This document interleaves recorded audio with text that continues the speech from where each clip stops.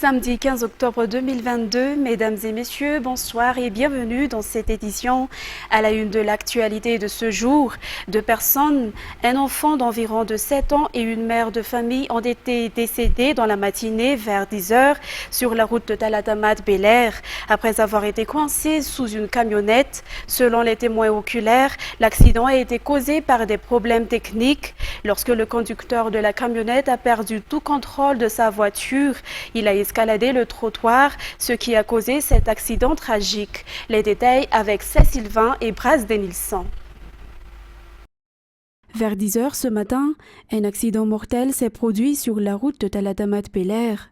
2 personnes, un enfant âgé de 7 ans et une mère de famille sont décédées sur le coup, après avoir été coincés sous une camionnette. D'après les témoins oculaires, avant que cette camion ne soit arrêtée sur ce trottoir, elle roulait à grande vitesse. Soudain, le conducteur a perdu le contrôle suite à des problèmes techniques et le camionnette a fini sa route sur le trottoir. Elle a heurté tous les commerçants qui étaient sur place ainsi que des acheteurs. Ainsi, 2 personnes ont perdu la vie sur le coup et 6 autres ont été grièvement blessés selon toujours les explications. Ensuite, pour marquer l'Octobre Rose, des consultations et des séances de dépistage gratuits pour le cancer du sein et du col de l'utérus ont lieu le 18 et 19 octobre prochain auprès du centre spécialisé contre les violences basées sur le genre à Mahamasn. Cet événement ouvert à tous est le fruit d'une collaboration entre l'association FITI et la fondation Akbar Ali. Selon les explications, ceux qui veulent profiter de ce service gratuit devraient s'inscrire au préalable. Miar Foulet-Sferen et Bras Denilson. Le mois d'octobre, dénommé Octobre Rose, est un mois dédié à la campagne d'information et de dépistage du cancer du sein et du col de l'utérus. Pour l'association FITI, dirigée par la première dame Mial Radzouel, il est important de prendre soin des femmes, notamment de leur santé. Raison pour laquelle elle participe activement à cet événement Octobre Rose. Pour cette année, l'association FITI travaille avec la fondation Akbar Ali et fait une campagne pour les femmes qui souffrent de violences impliquant ces 2 cancers lors de l'ouverture de l'Octobre Rose hier à Mahamasn. Le mardi 18 octobre et le mercredi 19 octobre, des consultations et des diagnostics gratuits auront lieu à Mahamasn selon l'explication de Jean-Sian Angianis, membre de l'association FITI. Octobre Rose est un événement que la fondation Akbar Ali célèbre tous les ans et cette fois, cette fondation n'a pas hésité à contacter un partenariat avec l'association FITI du fait que les deux partagent la même vision. Cet événement mené par l'association FITI et la fondation Akbar Ali le 18 octobre et 19 octobre auprès du centre spécialisé contre les violences basées sur le genre à Mahamasn est ouvert à tout le monde. Néanmoins, toute personne intéressée par la consultation et le diagnostic gratuit du cancer de sein et du col de l'utérus devra s'inscrire avant, cela dit, le lundi 17 octobre auprès du centre Mahamasn.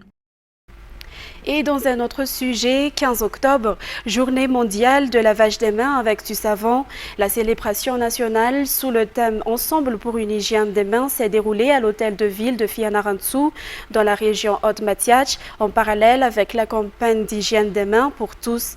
Les détails avec Miar Foulet-Sferen et Sechanjianab.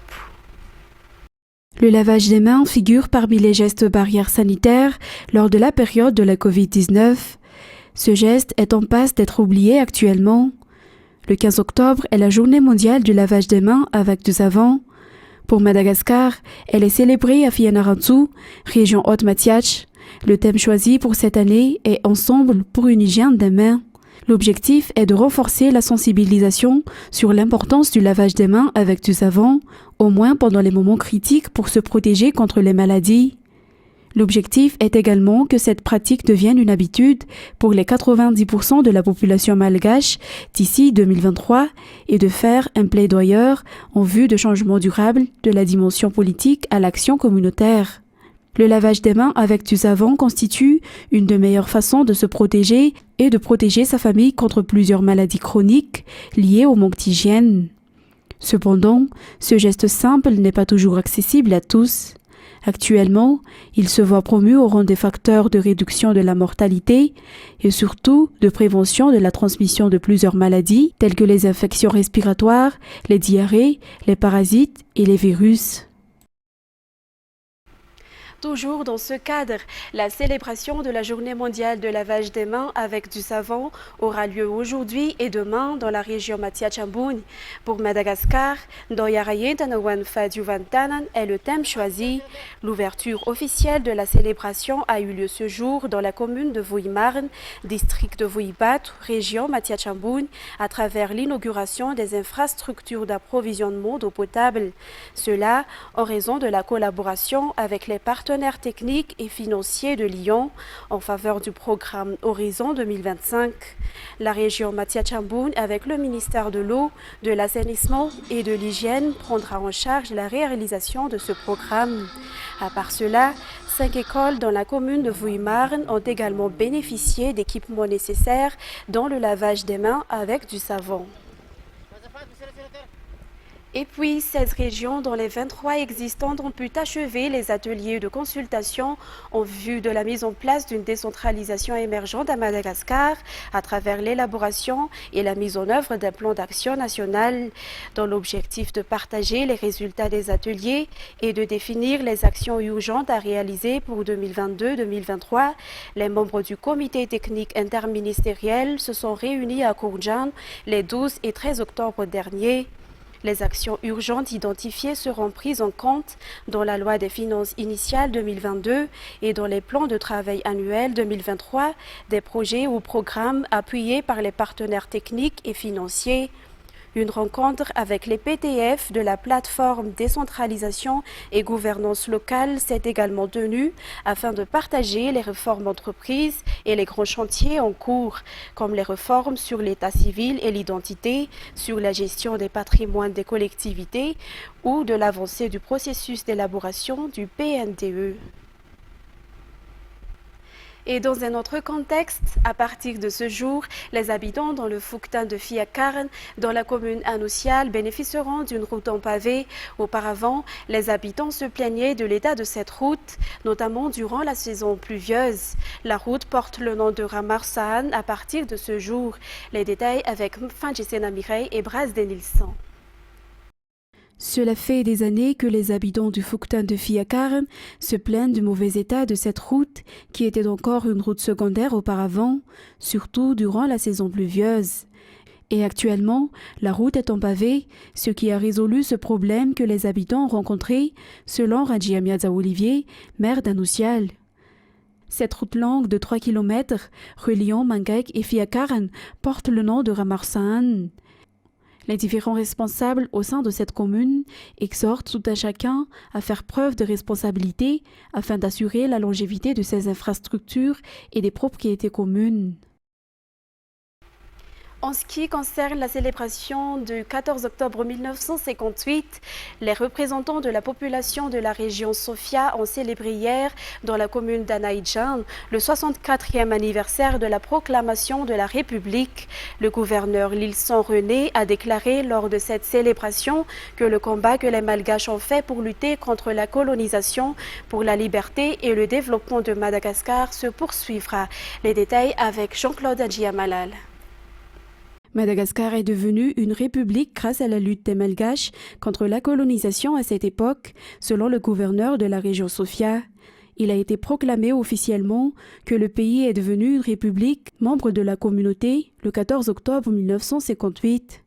Une date qui mérite d'être célébrée chaque année pour honorer la lutte que les Malgaches ont fait selon toujours ses explications. 14 octobre est une date historique et la région Sofia la célèbre chaque année, a déclaré le député d'Analalav, Tsaosir Aïrené. La célébration d'hier a commencé par une grande marche à travers la ville et à laquelle tout le monde a participé. Il y avait également un dépôt de gerbes de fleurs sur la statue du père de la République, Philibert Tsiranan, à Anaïdjan. Sur les actualités culturelles, le chanteur Dadju a effectué un concert au Stade Baria hier soir. Les fans qui y ont assisté se disent satisfaits car le spectacle a été semblable à ce que l'artiste organise à l'étranger. Plus de détails avec Saïd Sylvain et Bras Denilson. plaisir en Afrique. Jésus c'est d'abord la terre, aujourd'hui dis Dieu merci. C'est pour pas arriver à garder très dégué. Dadju et ses fans se sont rencontrés à nouveau hier. Il y a 3 ans de cela, il avait rempli le palais de sport et de la culture Mamas lors de son premier spectacle à Madagascar. Cette fois, Dadju a choisi le stade Barria et les fans ont été au rendez-vous.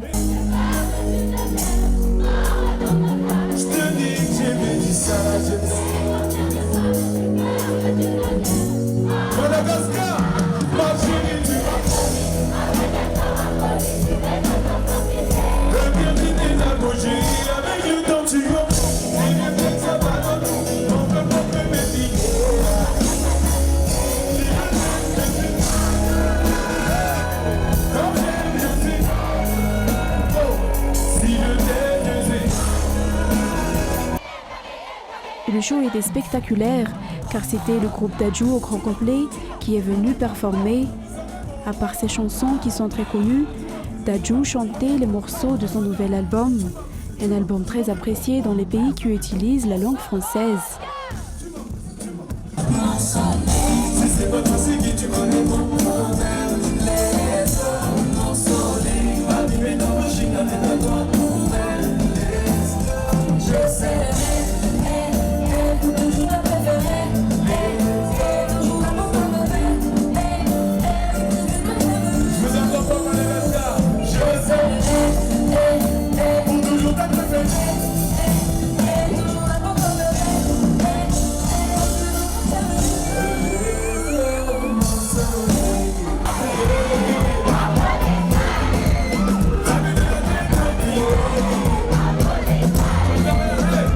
Les effets spéciaux ainsi que la lumière ont également rehaussé ce spectacle.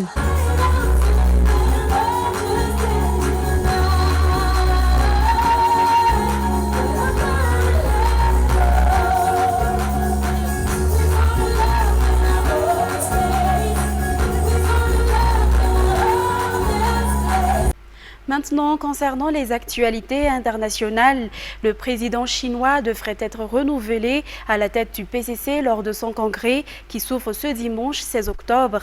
Pour autant, le secrétaire général du Parti communiste doit s'assurer le soutien des factions rivales et peut-être préparer sa succession. Les reportages sur les images de France 24. Je serai loyal à la patrie et au peuple. J'accomplirai mes devoirs avec dévouement et j'accepterai la supervision du peuple.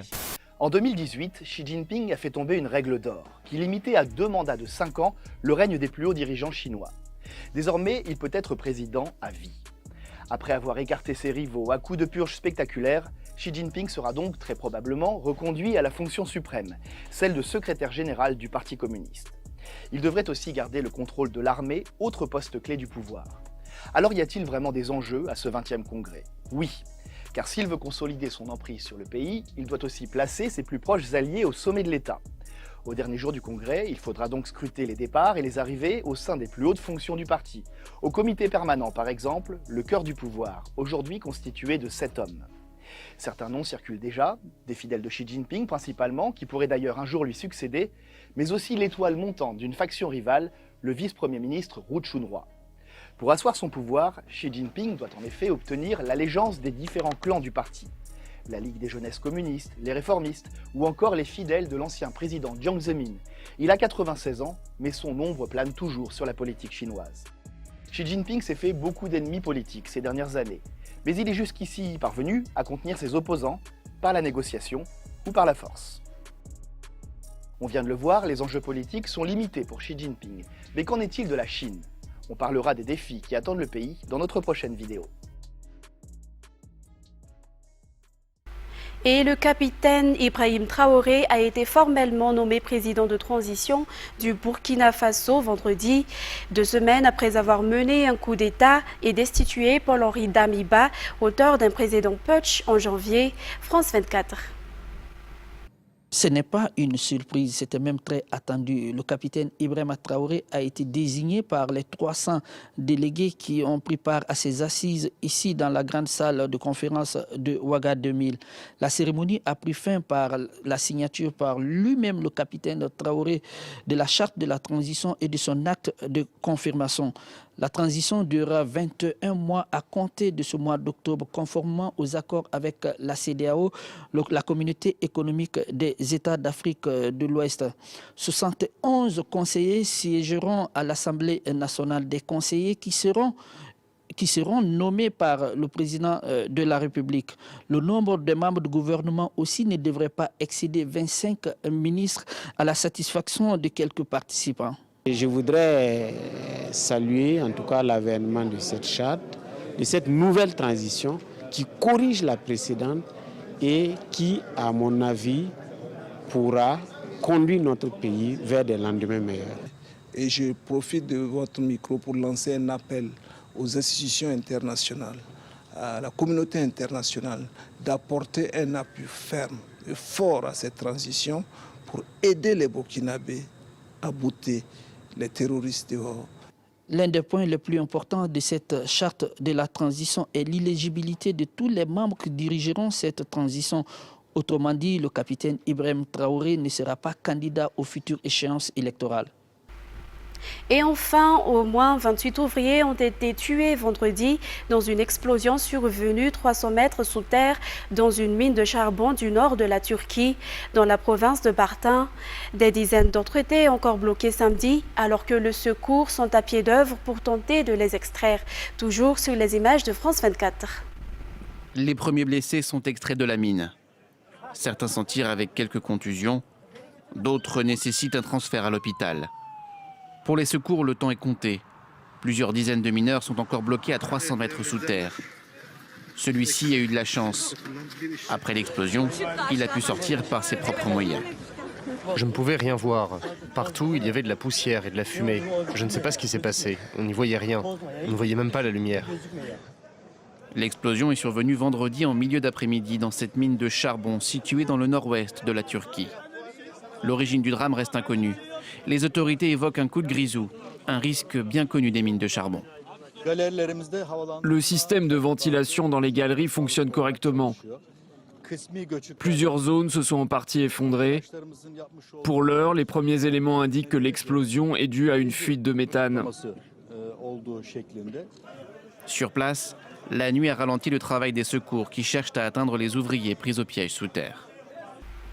Mesdames et messieurs, fin de cette journal. Je vous remercie de l'avoir suivi jusqu'à la fin. Excellente soirée avec Viva.